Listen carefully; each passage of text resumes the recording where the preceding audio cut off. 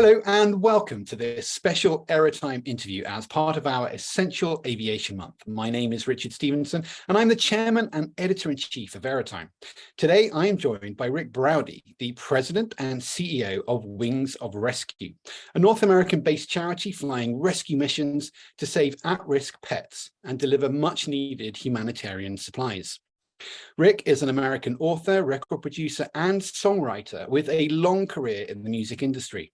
He has recorded 36 albums and sold over 27 million records, earning 8 platinum and 11 gold records. However, more recently, Rick has dedicated his time and energy to animal rescue, first starting out as a shelter volunteer in Los Angeles before joining and eventually becoming the president of Wings of Rescue. Today, the charity operates a PC-12, flying hundreds of thousands of miles each year around North America and beyond to give thousands of pets a second chance at life. Rick, it's great to see you, and thank you so much for joining Aerotime today. And thank you for having us. So, you know from our conversations that this interview really brings together three of the most important things in my life: aviation, animals, specifically dogs, and charity. And I've got so many questions to ask you, I don't really know where to start, but we only have a little bit of time. So let's just jump right in. And how does a big shot, hugely successful record producer end up flying humanitarian missions and transporting thousands of animals each year to their new life? Well, I was very fortunate to have success in the music industry and then writing books. And one day I woke up after doing about 36 albums of dubious character and said, well, like, we really haven't done anything that made the world any better. And so my wife, who was already getting into animal rescue, said, well, why don't you help out in animal rescue? And one thing led to another, and here I am.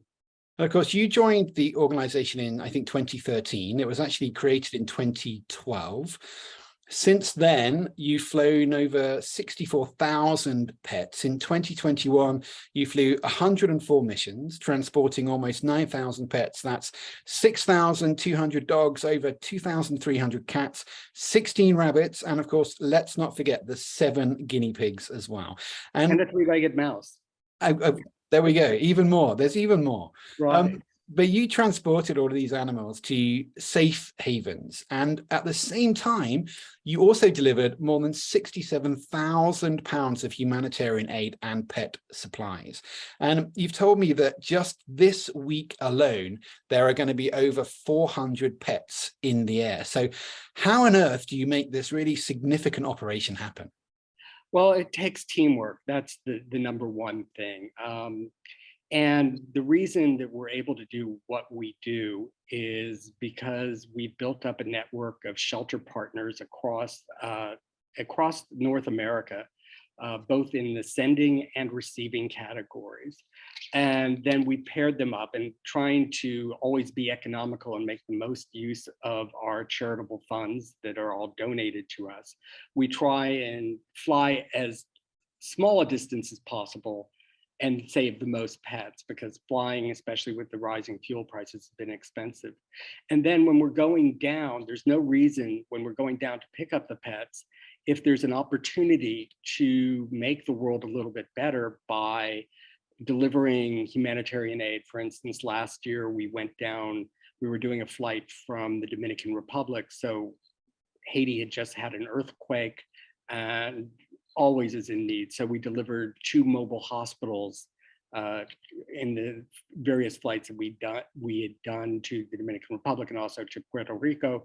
Why not stop there? This week we're going down to Puerto Rico to get over about 300 pets alone from Puerto Rico, but we're going to bring down 9,000 pounds of urgently needed dog food and cat food to shelters that are very underfunded, that sometimes have to make painful decisions on whether pets live or die based off the food in hand. So why not make the best of both sides of the transport? Yeah, I mean, it makes an awful lot of sense. If you're flying into somewhere, you can take things in, just to, enable you to bring things out. But I know that one of the big issues that you guys have is that you talk a lot about the fact that across America, there are some parts of America where dogs and cats are really overpopulated and shelters are full. But in other parts of the country, there is a significant demand for pets, but a limited number in that area. But you transport these animals and you fly these animals from those overpopulated parts to where the demand actually exists. So tell us a little bit about, why your operation is so important. Well, it's a supply and demand. It's a very, just like any business would have, you have a glut in one market, but you have a paucity in another. So for instance, this weekend, we're flying from Puerto Rico, where there are more stray pets than actually human beings living there. And we're flying them up to Maine and to upstate New York, where there are waiting adopters for these very pets. We have another flight going from Merced, California, up to Calgary, Alberta in Canada, that'll be doing the same thing, bringing 40 pets from a shelter that is just overwhelmed with animals and bringing them up to Calgary, where literally these pets will be adopted probably by the end of that day that they arrive. Wow. So, I mean, it really is. There is a huge gulf in terms of that overpopulating, and then the areas where there is such a short, such a small supply of these pets that are able to be rescued. Another part of your organization is obviously flying that humanitarian aid in. And in 2021, you flew missions to tornado-ravaged Alabama, to St. Vincent after a devastating volcanic eruption, and also to rescue displaced pets after Hurricane Ida. So what's the breakdown in terms of your operations between that humanitarian side and the emergency missions you run compared to that normal transport of animals across the US? It's a little bit different because in emergencies, everybody wants to help out. So shelters that might be like, we might have staff shortages that might prevent us from taking as many pets as we normally would have, will open up their arms because everybody wants to help. And it's really funny because people want to feel good about themselves. So it's funny when we fly a disaster flight in after a hurricane or a volcano or an earthquake or whatever, floods, people want to say, oh, I got a rescue dog from this disaster. And so they pile into the shelters wanting to adopt and to help and feel good about the fact that they made a difference.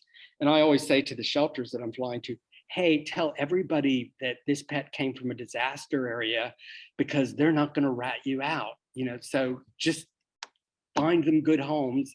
I mean, a pet is a pet in need. When you look at it, you're not going to be able to tell that this dog came from Puerto Rico after a hurricane, or Louisiana after a hurricane, or Alabama after some devastating floods and tornadoes. You're just going to see a dog who's standing there in front of you, or a cat, and it's a pretty lovable pet, and you're going to adopt it. But if somebody needs a cheerful backstory, give them a cheerful backstory, or the heart-tugging backstory, I should say.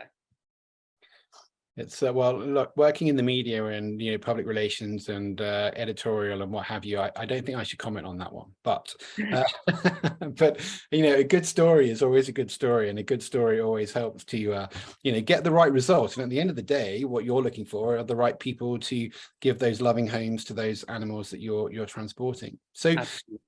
We have a good idea now of the operation you're running, of the animals, of the numbers, the quantity, the huge operation. So I want to talk a little bit about the aviation side of things, because of course Aerotime reaches millions of people in the aviation world every single month, and we want to know a little bit more about the aviation side. Now, of course, you're not a pilot yourself, but since being involved in Wings of Rescue, you have been bitten by that aviation bug a little bit more, and you know a lot about your aviation operation. So just tell me a little bit about the aircraft that you actually use. I know you have a network of volunteers, you have the PC-12, you also wet lease. There's all sorts of things going on there. So tell us a little bit about how that operation works. Well, when we first started, we had a bunch of private pilots with very small planes.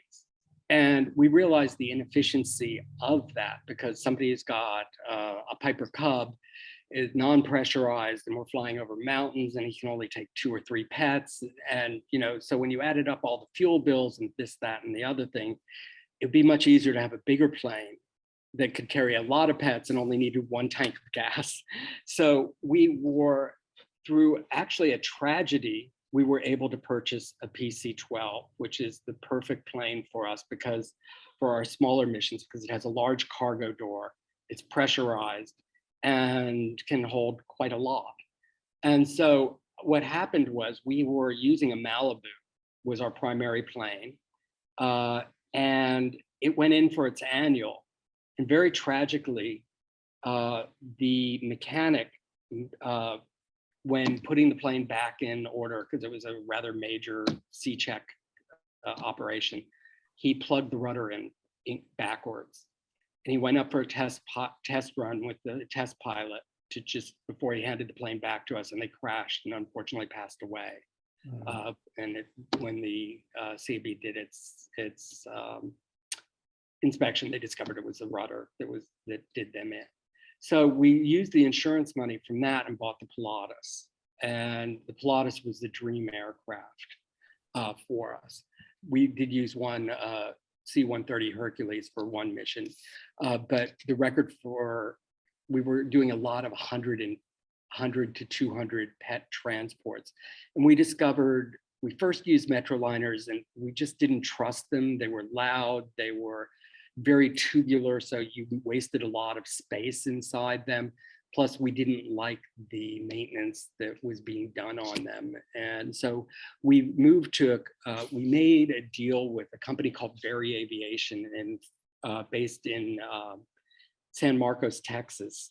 And we started chartering Embraer 120 Brazilias. And they've been a phenomenal plane for us. And it's a phenomenal company that we use, who just bent over backwards to assist us, especially in times of disaster. So we probably last year, I think we had something like 75 Brazilia flights, and we've become their largest customer, you know, using them. And that way we have 9 Brazilias available for us. So like this weekend, we're going to have three, this upcoming week, we will have 4 Brazilias, 3 coming out of Puerto Rico, 1 coming out of Louisiana, flying. But we're able to do it because we have the ability to, you know, use any of those 9 Brazilias that are stationed in Texas, and some are stationed in Ohio. So those are the planes we use primarily, but then we still have a few private pilots who fly for us, and we're always looking for volunteer pilots with their own pressurized plane. We have one Beechcraft Duke that's coming online next month. It's going to be based in Florida. It's got a very small payload, but it'll be perfect for doing pets over from the Bahamas up to the East Coast. And then we have a pilot with his own citation who can fit a few planes. He's based in Northern California. He'll do a couple of missions here and there for us. And we're looking for more pilots with pressurized planes. We at one point had 25, but they were really too small to do the mission. But that's what we do. So, I mean, it's a really interesting mix of all of those different operations. And, you know, given the charitable angle here, it's great to hear that you have those partners in the aviation industry who are bending over backwards to help you deliver this life-saving work that you're doing. But just to quickly touch on that volunteer side, you know, how do you go about recruiting the right kind of pilots with a pressurized aircraft that can go off and do these things? And do they, how far does that sort of generosity go? I mean, just dedicating their time is one thing, but you know, who pays for the operation costs, for example, of running those aircraft and those flights? Well, technically, the United States has some very backwards laws. So legally, I can't reimburse a pilot for his fuel costs. I don't know why that is, but the U.S. government put that in. So one of our pilots became a 501c3 charity, and so he's a registered charity. So we give him grants to pay for that basically pay for the costs of the plane. Mm-hmm. So that's the way we deal with that. The way pilots have been attracted to us has been quite often from, we land in an airport and a pilot, there are a bunch of pilots at the FBOs, and they're going, what is that noise coming with all the barking dogs and whatnot? And they see it, and they're animal lovers like you and I. And they go, wait, you're saving pets? How can I help? And that's how we've attracted quite a few of our pilots who've just, seen us at an FBO and like, wow, this is really neat. I'd like to be part of it. How do I join up? And those are the best pilots, because they're the ones who just enjoy it the most. It's not just another flight for them. It's kind of a thrill. And I have to say, it never gets old. I've probably done over 500 flights in the last few years. And when that door closes and those pets are going to be safe, who, if you weren't there, would not be safe. There's just nothing like it. And there's nothing like delivering humanitarian aid to people who have just lost everything. It's probably the most satisfaction that I've ever gotten. You can achieve success in a world full of glamour, this, that, and the other thing, but it'll never even come close to what you can achieve by making the world a little bit better and saving some lives. Well, I've seen in preparation for this interview and for meeting you, I've seen a lot of the photos of your operations. And I've seen this amazing, it's probably now going to have to go down in history as one of my favorite photographs of, I think you're unloading. Now, you might be loading or unloading, I'm not sure, but it feels like there's just 100 dog baskets on the tarmac. And it's a fantastic photograph. And that is, I think that kind of encapsulates everything about your organization. You're loading and you're unloading all of these pets, taking them off to a new life. And I love it, as you know. So yes, must keep doing this. But I know that you've been bitten now by this aviation bug, given the work that you're doing. So have you got any plans to become a pilot yourself now? Fly those missions? I'm unfortunately, I'm old. I'm 68 years old now, so I don't think I'll be flying a pilot. But it's really funny because I've gotten that horrible disease that I think people who own planes have, which is plane envy. Because I'll see the brand new PC-12 pulling up and keep next to me, and I'm like, oh, I'd love that. And how many pets could I put on that? And things like that. So I've been really smitten by that. I'm constantly looking at these planes and just like going, ooh, if I had one of those, what could I do with it? And but I'm flying myself, I have trouble parallel parking sometimes. But so I don't think anybody would want to trust me as a pilot. Well, look, I still haven't done my PPL. So I've threatened to do it so many times. I've started it so many times, but I think I have the same problem, that even if I got my license, no one's going to want to go flying with me. So it's me on my own. So yeah. Who knows? I sit there, I'm listening to ATC, and sometimes I'm manning the radios on some flights, and you can't help but get bitten by the aviation bug doing what I do. And my main function is on the planes is I am really good at loading a plane. I'm I've been offered jobs as load master, actually, but also I'm there to take care of the pets, if there's a medical emergency or something like that, and being trained on the aviation side and on the pet care side of the equation. And we need somebody on each flight who has that experience. Which is really important. I know you take the welfare. I know you take the welfare and the healthcare of the animals you're transporting incredibly seriously, and have rigorous checks that you go through. But you mentioned earlier on that you think you've probably done 500 or so of these missions yourself, and I know that you take that really, really seriously. So when you go on these missions, you must have all sorts of emotions. It must be an emotional roller coaster. I know how proud you are of the work that your organization does in rescuing these animals, but tell us about a favorite time on one of these missions. Like, when did you sit there and go, you know what? Yeah, this is really important work, and I'm glad we're doing it. Well, I think the most poignant moment happened in one of our flights, where we were coming out of a southern city, And everybody told me there was this animal control officer that hated, they all hated him because they said he enjoyed killing pets. And he was this big hulking guy, probably about 6'6". I mean, just, you could rent him out as a doorway. And, you know, he kind of looked mean. And, you know, so I was like, I need to stay away. You know, I just don't want to be close to him because people said he really enjoys killing pets. And so just as we're leaving and I'm just about to climb up the steps and close the door, I go, Rick, can I talk to you for a second? And I go, okay, this is going to suck, but yeah. And he comes up to me and he goes, today is my daughter's 14th birthday. I have 40 pets that I just put on this plane. If I did not put them on this plane, I was going to have to go back to the shelter and kill them all. And then go to my daughter's birthday party and act like I was happy. And he goes, and he just started crying. And he said, I just want to thank you for making my daughter's birthday a happy occasion.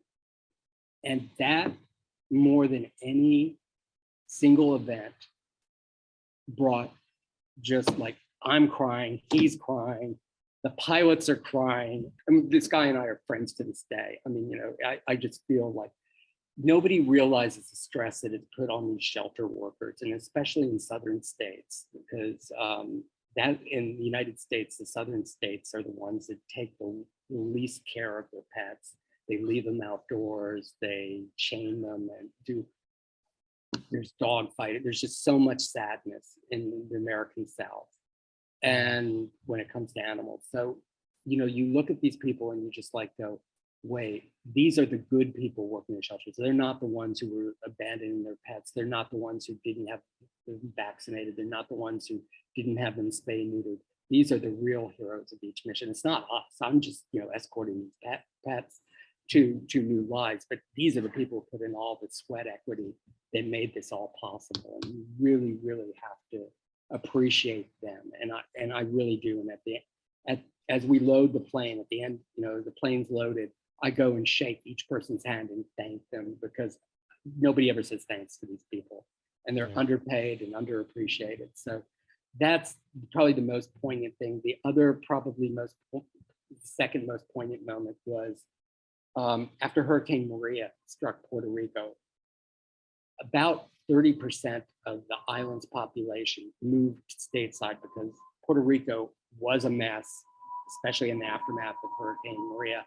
But it still is suffering the effects. The power grid is not reliable, this, that, and the other thing. So a lot of these people were having to leave their pets behind and moving to Florida. And I said, well, why don't we do a reunion flight of these pets and bring them back to their families? And my partners with an organization called the Sato Project in Puerto Rico and I found a plane load of pets when we took the PC-12 down. And everybody from the animal rescue world was telling me it's never going to work. What happens if the owner doesn't show up, and this, that, and the other thing? I said, screw it, we're going to do it. I made arrangements if the pets weren't picked up with a friend of mine in a shelter in Fort Lauderdale that would take care of them if needed. We flew this mission and we land, and everybody was there. And it was like a whole family event. We, you know, not even one pet every pet was claimed, but there was one really poignant one. This mother approached me as I'm beginning unloading the plane, and she says, my son is fundamentally challenged, and he was in a wheelchair, totally jacked up. And she said he's gone catatonic since he's been separated from his dog. He hasn't said a word in 2 months. And he's in a wheelchair. And she said, will you please bring the dog directly to him? He doesn't know, we haven't told him. We don't even know what he knows because he's just been in a catatonic state. So I'm coming, and as I'm approaching him, it's probably about 50 meters from where the airplane is. I'm carrying this crate. And this dog just starts wagging its tail, and it's like moving around in the crate, and it's like going, you know, like it's just like, you know, trying to keep the straight still. And I get right up, and I'm about oh, maybe a meter away from the kid, and he sees the dog. And all of a sudden he gets very animated and starts speaking. And he's so happy. His family is crying. And he reaches for his dog. And with his other hand, he reaches for his mother and pulls her by the hair. And she's wearing a wig, and pulls off her wig. And it was kind of like she's embarrassed, but the whole family's crying. I'm, emotional about it too. And this kid's talking. It's just like talking to his dog. It's like, I thought I'd never see you again. And it was just such a heartwarming experience. And you're just like going, animals have a profound effect on human beings.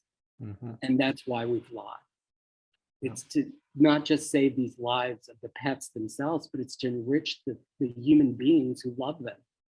And what I have the honor and privilege of doing is I fly joy and I fly hope. And the only thing that is irritating about what I do is that I can't save them all. I don't have the funds, I don't have the receiving partners, but what I do and what I have the privilege of doing, which is representing every one of our donors. It's not me doing it. It's every time we do it, it's the 30,000 or 40,000 donors that we have.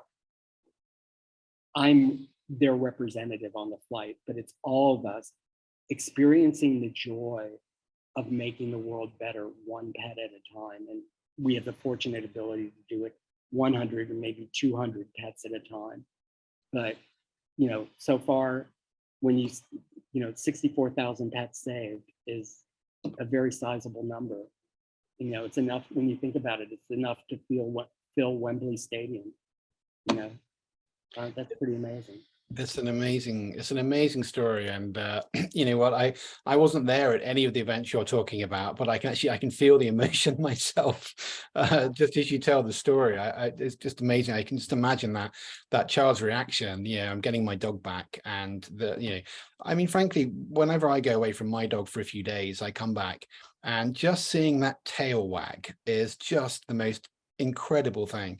So I really admire everything you do, and you fly joy, and you fly life-saving missions, which I'm sure there are millions of people, I'm sure, who will want to thank you and everyone in your organization for that. But I'm going to come back to that in a second, but also I want to know a little bit more about how good dogs and cats are at flying. Are they good passengers? Because I flew my dog from London to Vilnius, and it's 2.5 hour flight. And I think the secret was a little stash of chicken just to keep him distracted, and then he was okay. And he kind of went to sleep in the end, actually, which is quite good. But he didn't want to get on that aircraft. And so how do you manage it when you've got a lot of, maybe 100 animals, and they're all in their crates on their own? How do you manage that? And what are the kind of reactions you get? Well, it's kind of interesting. First of all, they're all in crates, when we're loading. And so, it's got to be, you think about it from their perspective, all of a sudden we're in this tube, somebody's lifting us into this tube, or sometimes we, at some of the bigger airports, we have belt loaders, but I'm being piled in this tube, and I can smell all these other dogs and cats around me, and this, that, and the other thing. So it's got to be a little bit stressful for them. They all have water, and they're all on blankets, and, in their crates, and, have ample room to turn around and things like that.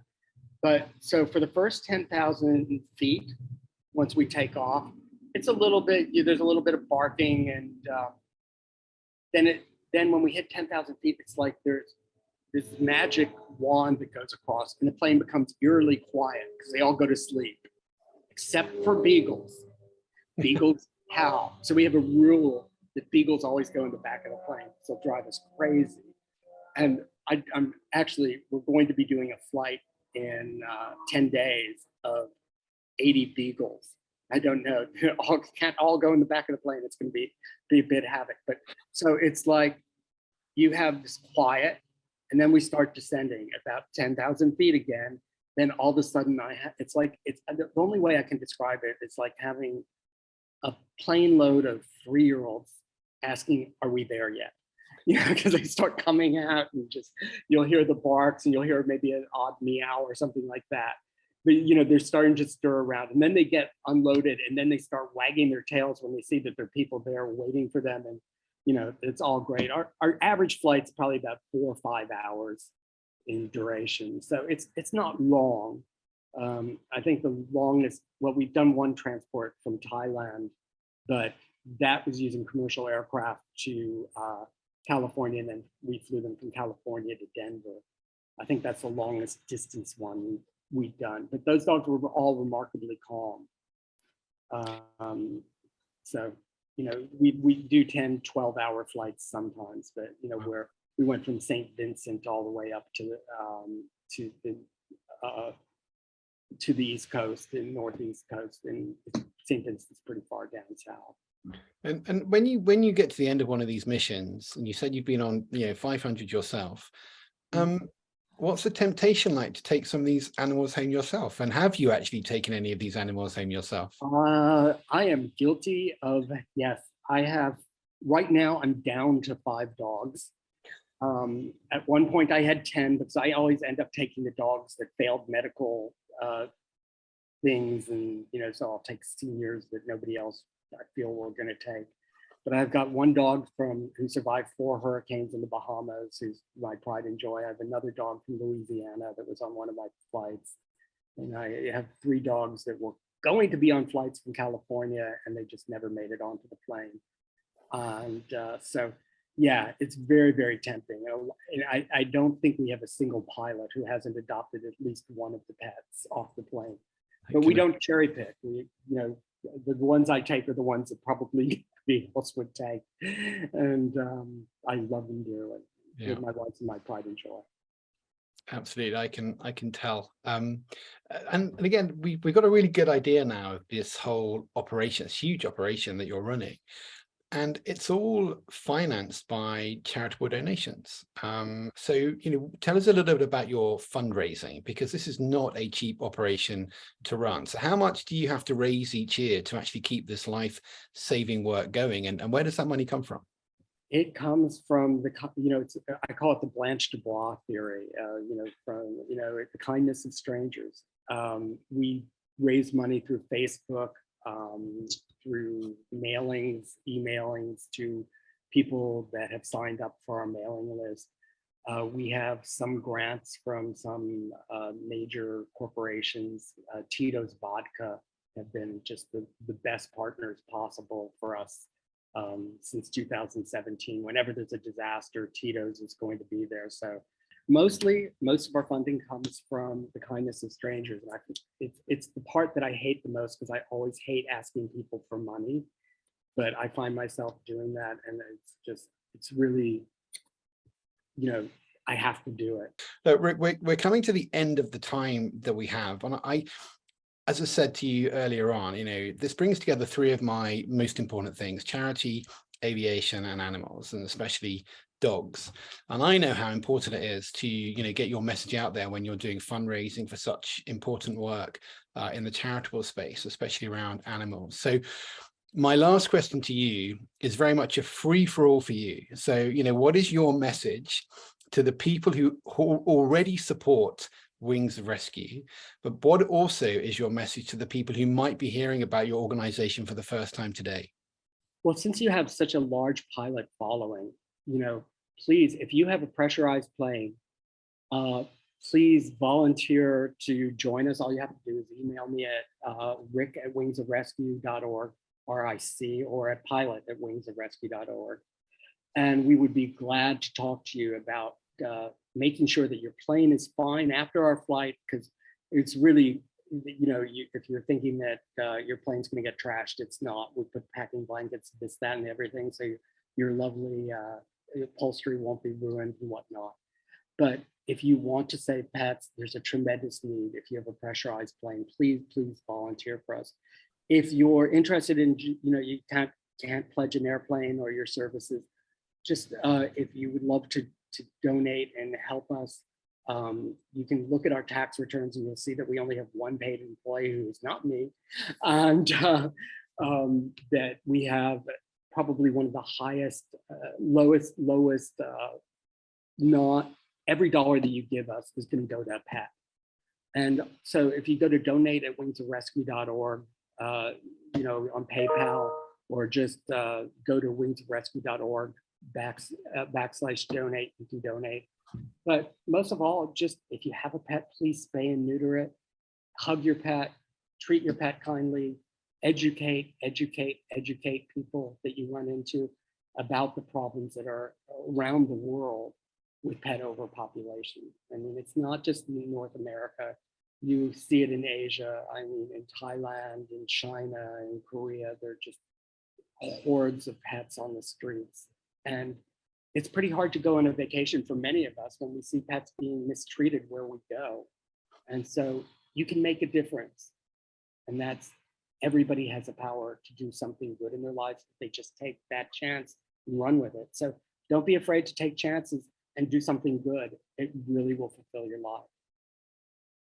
Well, Rick, I mean, thanks so much for that. What an amazing and inspirational note to end on. And I really hope that those people who are engaging with this interview will now, you know, heed your advice and visit your website, visit you on Facebook, make the donation, but also, you know, volunteer to come flying with you as well. So anybody who's got that pressurized aircraft and you're just wondering where you're going to go next and what you want to do with it, well, Rick is the man to go and speak to, especially if you, like us, love dogs and cats and animals of all kinds of breeds and varieties. So, you know, please do get in touch. And Rick, that unfortunately brings us to the end of our interview, because I know that you and I could probably talk for the next 10 hours or so and still have a lot to talk about. But I just want to thank you for everything you do and your team as well. And I really hope that you will pass on this message to your team from the Airtime community, that we really want to thank you for everything you do for these animals, for your humanitarian efforts, and for everything you do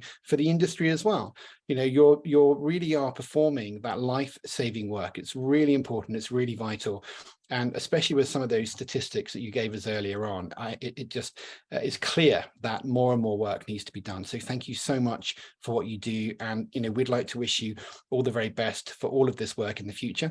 And next time I'm stateside, I will definitely come and find you. And hey, if I can come and hug some of those dogs on the flight from somewhere, then you know what? That's my number one job. And I'll have an open invitation to do one of our flights. So I would next love time you're in the States, give us a ring.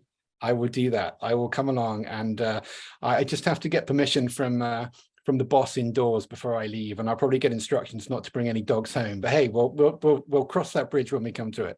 But Rick, it's been an absolute pleasure. Thank you so much. This does bring us to the end of this Airtime interview. Thank you so much for joining us. My name is Richard Stevenson, and you've been watching Airtime. Goodbye.